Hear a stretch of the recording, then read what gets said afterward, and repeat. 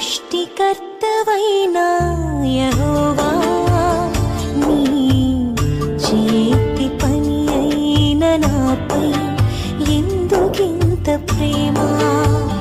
మంటికి రూపమిచ్చినావు, మహిమలు స్థానమిచ్చినావు.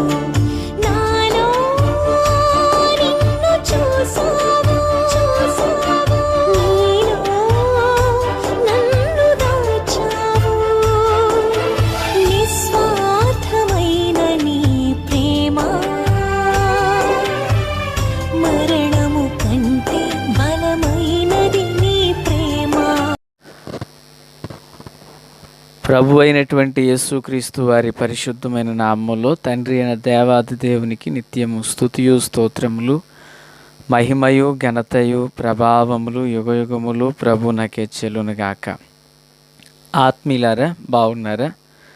దేవుని మహాకృపను బట్టి మరో పర్యాయం మనం ఇలాగను కలిసి దేవుని నామాన్ని గణపరిచే కృపను ప్రభు మనకు అనుగ్రహించున్నారు.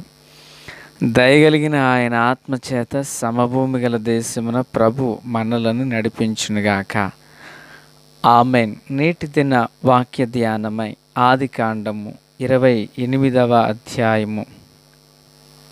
ప్రియులారా, 1, 2, 3 వచనాలను మనం ధ్యానం చేయబోతున్నాం. మొదటి వాక్యం, ఇస్సాకు యాకోబును పిలిపించి, నీవు కనాను కుమార్తెలలో ఎవతిని వివాహం చేసుకొనకూడదు. ప్రార్థన. తండ్రి దేవా స్తోత్రం. చదవబడిన వాక్యం మీది వినుచున్న వారందరూ మీ వారు. మీ దాసుడనైన నన్ను పూర్ణముగా మరుగుపరచి దైవస్వరాన్ని వినిపింపచేయండి. దినచర్యలో తోడై మీ రహస్య రాకడ కొరకు మమ్మల్ని అందరినీ సిద్ధం చేయమని, కృపతో నింపమని యేసయ్య మహోన్నతమైన నామంలోనికి ప్రార్థించిన మనవులన్నీ పొందియున్నామని నమ్ముచున్నాము మా పరమ తండ్రి. ఆమెన్. ఆత్మీయులారా, బాగున్నారా? ఈరోజు మనం నేర్చుకొనుచున్న అంశము వివాహము. ప్రియులరా, అయితే ఈరోజు మనం చదివిన సందర్భానికి సంబంధించిన విషయముగా వివాహాన్ని గురించి మనం వినబోతున్నాం. చూడండి, క్రైస్తవ వివాహాలలో తరచుగా ఈ మాట వింటుంటాం, మ్యారేజ్ మేడ్ ఇన్ హెవెన్ అని. అంటే పెళ్ళిళ్ళు అనేవి పరలోకంలోనే నిర్ణయం చేయబడతాయి అనేది ఒక సామెత. సరే, ఇక్కడ 2 వ్యక్తులు ఉన్నారు. ఒకరు తండ్రి, ఒకరు కుమారుడు. తండ్రి పేరు ఇస్సాకు, కుమారుని పేరు యాకోబు. ఈ కుమారుడైన యాకోబును ఇస్సాకు పద్దనారానికి పంపిస్తున్నాడు, అనగా తన భార్య యొక్క పుట్టినూరు. ఆ ఊరికి పంపించి అక్కడ తన మేనమామ అయినటువంటి లాబాను కుమార్తెలలో ఒకదానిని వివాహం చేసుకొనమని, ఈ కనాను స్త్రీలలో ఎవతిని కూడా వివాహం చేసుకొనొద్దని తండ్రి తన కుమారునికి గైడ్ చేస్తున్నాడు. ప్రియులారా, మరి పూర్వపు దినాలలో, అంటే అది నాకు తెలియదు, పెద్దలు అనుకున్న మాట లేదా పెద్దలు అనుకున్నప్పుడు వినిన వారు చెప్పిన మాట ఇది.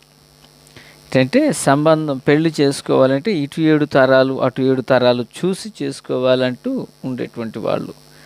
సరే, ఏదేమైనప్పటికీ అయితే ఇక్కడ విషయం ఏంటంటే, ఇస్సాకు వివాహం చేసుకొనవలసి వచ్చినప్పుడు, యాకోబు వివాహం చేసుకొనవలసి వచ్చినప్పుడు ఇస్సాకు ప్రత్యేకించి పలానా ఊరు వెళ్ళు, అక్కడ ఆమెను వివాహం చేసుకో అని తన కుమారునికి తెలియపరుస్తున్నారు. ఆత్మీయులారా, ఓ తండ్రిగా తన కుమారునికి సజెషన్ చేయడం అనేది మంచిదే. అయితే పర్టికులర్గా పలానా చోటుకు వెళ్ళు అని చెప్తున్నారు. ఏంటి, అంతకు మునుపు వివాహాలు ఎలా ఉన్నాయి అంటే, చూడండి, ఆదికాండం 6వ అధ్యాయం 2వ వచనం చదివితే, దేవుని కుమారులు నరుల కుమార్తెల చక్కని వారిని చూచి వారందరిలో తమకు మనస్సు వచ్చిన స్త్రీలను వివాహం చేసుకున్నారంట. ఫలితం ఏం జరిగింది? దేవుని కుమారులకు నరుల కుమార్తెలకు వివాహాలు జరుగగా నెఫీలీలు అనబడిన వారు పుట్టారు. రాక్షస సంతతి అని చెప్పుకోవచ్చు మనం. ఫలితం దేవుడు జలప్రళయం ద్వారా ఆ తరాన్ని, ఆ ప్రజలను లయపరిచారు. అంటే వివాహం భూమి మీద దైవ నీతిని స్థాపించడానికి పుట్టుకొచ్చింది వివాహం. ప్రియులారా గమనించాలి, పరలోకానికి నమూనాగా ఈ భూమి మీద ఆది కుటుంబమైన ఆదాము హవ్వలను దేవుడు జతపరిచారు. పరలోకాన ఏ మహిమ ఉన్నదో భూమి మీద వారిరువురి మధ్య కూడా అదే మహిమ ఉంది ఏదెను వనంలో. అంటే పరలోకానికి నమూనాగా ఆ కుటుంబం అనేది ఉంది. ఇప్పుడు జరిగిన విషయం ఏంటంటే 6వ అధ్యాయం, అంటే మధ్యలో ఎన్నో పెళ్ళిళ్ళు జరిగాయి. 6వ అధ్యాయానికి వచ్చేసరికి పర్టికులర్గా అక్కడ చెప్పబడిన విషయం ఏంటి అంటే, ప్రియులారా, ఇది దైవనీతిని స్థాపించే వివాహాలుగా జరగలేదు. అవి ఒక సామూహిక వివాహాలుగా జరిగాయి, కానీ తత్ఫలితం పరలోకాన్ని ప్రతిబింబింప చేసేటట్లుగా లేదప్పుడు. అది శాపాన్ని తీసుకొచ్చినట్లుగా మారింది. ఇక తరువాత విషయాల్లో కూడా మనం చూస్తే అబ్రహాం వివాహం చేసుకున్నారు, ఇస్సాకు వివాహం చేసుకున్నారు, యాసా వివాహం చేసుకున్నారు, చాలామంది వివాహాలు చేసుకున్నారు.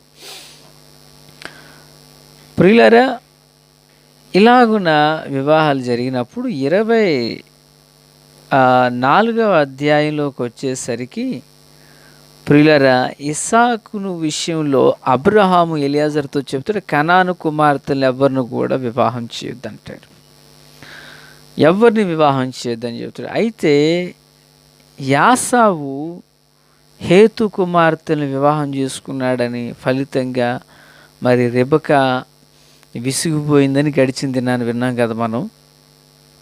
పిల్లరా, అంటే వివాహం తర్వాత కొన్ని సమస్యలు అనేవి చోటు చేసుకుంటూ వచ్చాయి. అయితే ఇప్పుడు ఇస్సాకు గారు ఏమంటారంటే, తన కుమారుని విషయంలో, నాన్న నువ్వు అన్యజనులను వివాహం చేసుకోవద్దు అన్నట్లుగా మాట్లాడారు. నిజానికి కొరింథీయులకు రాసిన 2వ పత్రిక 6వ అధ్యాయం 14-16 ఏమనుంటుంది, మీరు అవిశ్వాసులతో జోడుగా ఉండకుడి, నీతికి దుర్నీతితో ఏమి సాంగత్యము, వెలుగునకు చీకటికి ఏమి పొత్తు, క్రీస్తుకు బెలియాలతో ఏమి సంబంధం, అవిశ్వాసితో విశ్వాసికి పాలెక్కడది అంటూ మాట్లాడతారు. మరి నిజానికి ఈ వాక్యాన్ని తీసుకెళ్ళి వాళ్ళకి అప్పగిస్తే యాకోబు వివాహం కరెక్ట్గానే అంటే, పాత నిబంధనలో వివాహం అనేది దేనికి ప్రాధాన్యత ఇచ్చారంటే స్వజనులకు ప్రాధాన్యతనిచ్చారు. అయితే ఈ స్వజనులు అనబడినటువంటి వారు ప్రభువుని హత్తుకుని ప్రభువులోనే జీవించారు. దేవునికి స్తోత్రం. అయితే కొన్ని చోట్ల వేరువేరుగా జరిగాయి, అవి లేవు అని మనం చెప్పుకోనక్కర్లేదు. అయితే పిల్లరా, అయితే దేవుని వెంబడించిన వారి భక్తుల జీవితాలను మనం చూసినప్పుడు వారు స్వజనులకు ప్రాధాన్యతనిచ్చి అలాగున వారిలో వివాహాలు చేసుకున్నారు. ఆ కుటుంబాలు దీవెనకరంగా మారాయి. మరి కొందరు వేరుగా చేసుకున్నారు. అన్ని కుటుంబాలు కాదు, కానీ ఎక్కడో చెప్పుకొనదగినటువంటి 1-2 అన్నట్లుగా వారు కూడా బాగున్నారు. అయితే ఇప్పుడు మన విషయం ఏంటంటే, కొరింథీయులకు రాసిన పత్రికలో ఉన్న వాక్యాన్ని తీసి యాకోబు ఎదుట పెట్టినట్లయితే అది దైవికంగా అనిపించలేదు. అయితే పిల్లరా, యాకోబు తన తండ్రి అయినటువంటి ఇస్సాకు మాట విని ఆ ప్రకారంగానే వెళ్ళి చేసుకున్నారు. నిజానికి కుటుంబ జీవితంలో కొన్ని సమస్యలు తలెత్తాయి, ఎన్నో విధంగా జరిగి ఉండినప్పటికీ పిల్లరా, ఒక్కసారి ఎవరు ఈ లేయా, రాహేలు, జిల్ఫా, బిల్హా అనబడినటువంటి వారు తమ ప్రాంతానికి అడుగుపెట్టిన తర్వాత చనిపోయే అంతవరకు ఏనాడు కూడా వాళ్ళు మరలా తిరిగి వెనక్కి చూడలేదు. ఏనాడు వారు వెనక్కి చూడలేదు. వారు అన్యులే, వారు అన్యజనులలో పుట్టి పెరిగిన వారే, కానీ దేవుని యొక్క కృపకు అప్పగింపబడిన వారే. మొదటిగా కొన్ని లోపాలతో వారి జీవితం కొనసాగిన తదుపరి జీవితం వారు దేవునికి సన్నిహితంగానే అంటుకట్టబడి జీవించారు. ప్రియులారా, వివాహ వ్యవస్థ అనేది పరలోకానికి నమూనా. ఈ వివాహమును గూర్చి విడిగా ఉన్న వారిని వాక్యముతో హస్తములను ముడివేయడం అని చాలా చాలా కొన్ని విషయాలు చెప్తూ ఉంటారు. ఏదేమైనా ఒకటి మాత్రం వాస్తవం, వివాహం అనగా పరలోకాన్ని భూమి మీద కొనుపరచగలిగినదే వివాహ కుటుంబ జీవితం. ఆమేన్. ఆ కుటుంబంలో ప్రభువు ఉండాలని ఆశపడుతున్నారు. దేవునికి స్తోత్రం. ఆ కుటుంబంలో దేవుని నీతి వెల్లడిపరచబడాలని కోరుతున్నారు. ఆ కుటుంబం ద్వారా దేవుని చిత్తం ప్రభు నెరవేర్చాలనుకుంటున్నాడు. చూడండి, తండ్రికి జ్యోతిర్మయుని ద్వారా ఈ భూమి మీద కట్టబడే ప్రతి కుటుంబం ఆయన చిత్తాన్ని, ఆయన ఉద్దేశాన్ని నెరవేర్చాలని ప్రభు ఆశిస్తున్నారు. దేవునికి స్తోత్రం.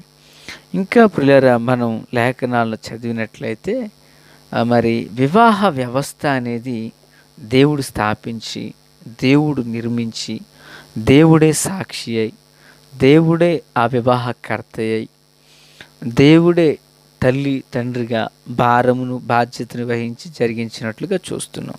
మరొక గొప్ప సంగతి ఏంటంటే, మన వేద గ్రంథం వివాహంతో ఆరంభించబడి వివాహాన్ని యేసు ప్రభు వారు గణపరిచి వివాహంతోనే మరి ఈ బైబిల్ గ్రంథం, ప్రకటన గ్రంథం ముగింపు అనేది చూస్తూ ఉంటాం. అంటే మొదటి ఆదాము ద్వారా వివాహం స్టార్ట్ అయితే కడపటి ఆదామైన యేసు ప్రభుల ద్వారా వివాహం అనేది ముగించబడినట్లుగా చూస్తాం. అయితే వివాహ వ్యవస్థ ఎప్పుడు ఘనమైనది, అది పరిశుద్ధమైనది, అది పవిత్రమైనది. ప్రభువు యొక్క పరలోకాన్ని భూమి మీద ప్రతిబింబింప చేయుటకు కట్టబడినదే వివాహ వ్యవస్థీకరణ ద్వారా కుటుంబం. అలాగున మన కుటుంబంలో ఉండాలని ప్రభువారు ఆశిస్తున్నారు. అట్టి వాక్యపు పునాదుల మీద మన కుటుంబాలు కట్టుకుంటూ ప్రభు యొక్క నామాన్ని కనపరచుదుము గాక. చాలాసార్లు పెండ్లి కూటాలు ఈ మాట చెబుతూ ఉంటాను. కుటుంబ వ్యవస్థ అనేది ఓ ప్రయాణం చేయుచున్న ఆర్టీసీ బస్సు లాంటిది అంటాను. అదేంటండి, రెడ్ బస్సుకు పోల్చారనుకుంటున్నారా? చెప్తాను. డ్రైవర్ భర్త, కండక్టర్ భార్య, పాసెంజర్స్ పిల్లలు, ఎవరు ఎక్కడెక్కాలన్నా, ఎవరు ఎక్కడ దిగాలన్నా డ్రైవర్ ఒక్కరి మీదే లేదు, కండక్టర్ మీద ఆధారపడి ఉంది. కండక్టర్ ఒక్కరి మీద లేదు, డ్రైవర్ మీద ఆధారపడి ఉంది. వీళ్ళిద్దరు కలిసి పని చేసినప్పుడు పాసెంజర్ సవ్యంగా చేరవలసిన గమ్యస్థానానికి చేరతారు. అలాగే అమ్మ నాన్న కలిసి ప్రార్థన చేసినప్పుడు, కలిసి వాక్యం చదివినప్పుడు, కలిసి మందిరానికి వెళ్ళినప్పుడు, కలిసి తమ కుటుంబాలను గూర్చి ఆలోచన చేసినప్పుడు బిడ్డలు అంత దీవెనకరంగా మలచబడుతూ వారు దేవుని చిత్తంలో నిర్దేశించబడిన స్థాయికి వాళ్ళు ఎదుగుతారు. ఆ కృపతో దేవుడు మనల్ని దీవించునుగాక. తండ్రి దేవా స్తోత్రం. వాక్యం చేత మాతో మాట్లాడారు. మా కుటుంబాలు మీరు ఉద్దేశించిన ప్రకారంగా వివాహ వ్యవస్థలో కొనసాగించబడి కుటుంబాలుగా వృద్ధి పొంది దీవెన నొందునట్లు సహాయం చేయండి. ఆమేన్.